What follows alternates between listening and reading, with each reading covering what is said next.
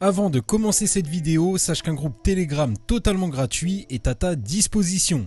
Dessus, nous faisons un tri en proposant les confiances les plus intéressantes des matchs que nous analysons sur YouTube. En plus, nous proposons des pronostics supplémentaires et nous communiquons avec la communauté. Donc n'hésite pas à nous rejoindre, le lien est en description. Salut l'équipe, pour cette journée, j'ai décidé d'analyser des matchs douilles, donc je ne vais pas proposer de favoris dans cette vidéo. L'objectif, c'est de s'intéresser à des matchs un peu bourbiers et de faire l'analyse dessus. Donc je recommande de ne pas mettre ces matchs dans vos combinés, c'est très important parce que c'est très compliqué de trouver l'issue du match.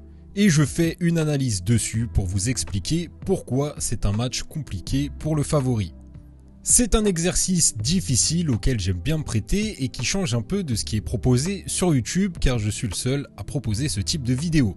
Concernant le VIP, les inscriptions sont réouvertes avec moins 75% sans engagement et un accès complet immédiat pour avoir accès à nos tickets personnels. On utilise la méthode de la première équipe qui marque. Si ça t'intéresse, le lien est dans la description. Passons maintenant aux analyses. Premier match, Marseille contre Lille. Match compliqué pour Marseille qui va enchaîner les gros matchs pendant 10 jours et qui vient de perdre en Ligue des Champions contre Tottenham en étant réduit à 10 pendant toute une période. Cependant, ils ont quand même fait un bon match. Face à Lille qui n'a que ça à jouer et qui va sûrement mettre beaucoup d'engagement, Marseille risque de souffrir. Surtout que Lille ne leur réussit pas forcément d'après les matchs précédents. Donc ici, pourquoi pas un match nul ou Lille? Ça risque d'être compliqué. Peut-être une petite victoire de Marseille de 1 but, mais le match nul est tout à fait possible sur ce match.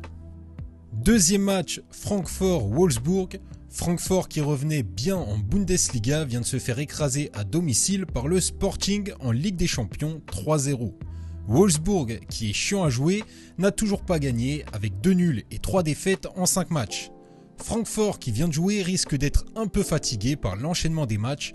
Ici, un match nul est tout à fait possible, d'autant plus que les statistiques sont très similaires. Donc sur ce match, nous pronostiquons un match nul. Troisième match, Espanyol-Séville. Séville en pleine crise depuis le début de l'année, notamment défensivement avec le départ de leur défense type qui faisait sa force l'année dernière. Ils enchaînent les contre-performances n'ayant toujours pas remporté un seul succès cette année. L'Espagnol est une équipe chiante à jouer qui va sûrement leur poser des problèmes, surtout face à Séville qui enchaîne les matchs. Ici nous voyons plutôt Espanyol ou match nul. Quatrième match, Hertha Berlin-Leverkusen. Quel début de saison difficile pour Leverkusen qui n'y arrive pas, un seul succès en 5 matchs et avec encore une défaite en Ligue des Champions cette semaine face à Bruges.